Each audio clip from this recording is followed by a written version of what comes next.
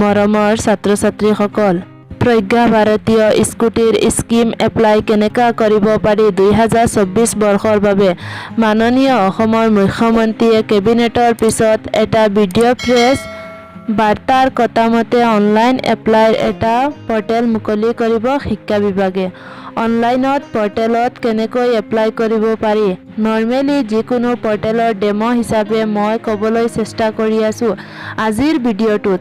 Portal open কৰাৰ পিছত registration page খোলা যাব।